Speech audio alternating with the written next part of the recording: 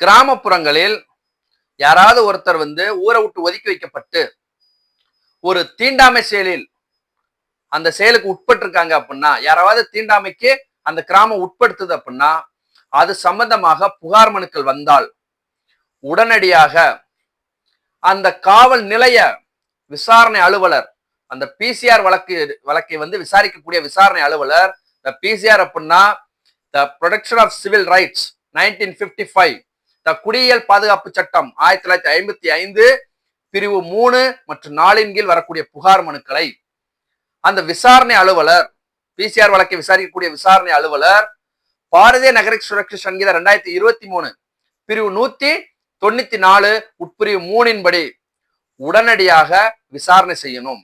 விசாரணை செஞ்சு அது காலதாமதம் இன்றி விசாரணை செஞ்சு த போலீஸ் ஸ்டாண்டிங் ஆர்டர், இந்த காவல் நிலை ஆணைகள் 555 படி உடனடியாக முதல் தகவல் அறிக்கை பதிவு செய்யணும். அந்த பாரதிய நகர சுரக்ஷா சங்கீதம் 2023 பிரிவு 194 உட்பிரிவு 3 மற்றும் குடியியல் பாதுகாப்பு சட்டம் 1955 பிரிவு 3 மற்றும் 4 படி வரக்கூடிய தீண்டாமை செயல் சம்பந்தமான புகார் மனுக்கள் மீது உடனடியாக முதல் தகவல் அறிக்கை பதிவு செய்யணும். முதல் தகவல் அறிக்கை பதிவு செய்வது மட்டுமல்லாமல் அதனுடன் ஒரு விரைவு அறிக்கையை, ஒரு பார்சியலி சார்ஜ் ஷீட் சொல்லக்கூடிய சாட்சியங்களை விசாரித்து ஒரு விரைவு அறிக்கையை மாவட்ட காவல் கண்காணிப்பாளருக்கு அனுப்பணும். இதை கட்டாயமாக அந்த பிசிஆர் வழக்கை விசாரிக்கக்கூடிய விசாரணை அலுவலர் கட்டாயமாக பின்பற்றணும். அந்த எஸ்சி எஸ்டி வழக்கு வேறு, பிசிஆர் வழக்கு வேறு. ஏற்கனவே அது சம்பந்தமா நம்ம பார்த்திருக்கோம்.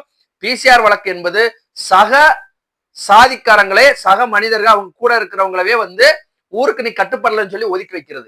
இப்படிப்பட்ட புகார் மனுக்களை அந்த விசாரணை அலுவலர்கள் உடனடியாக பாரதிய நகர சுரக்ஷா சங்கீதம் 2023 பிரிவு 194 உட்பிரிவு 3 மற்றும் குடியியல் பாதுகாப்பு சட்டம் பிசிஆர் ஆக்ட் 1955 செக்ஷன் 3 and 4 படி உடனடியாக முதல் தகவல் அறிக்கை பதிவு செஞ்சு அந்த மாவட்ட காவல் கண்காணிப்பாளருக்கு த போலீஸ் ஸ்டாண்டிங் ஆர்டர் 555 படி விரைவு அறிக்கையோட சேர்த்து நீங்க அனுப்பணும். இதுல எந்த விதமான காலதாமதமும் நீங்க ஏற்படுத்தக்கூடாது என்பதுதான் இந்த சட்டம் சொல்லுது.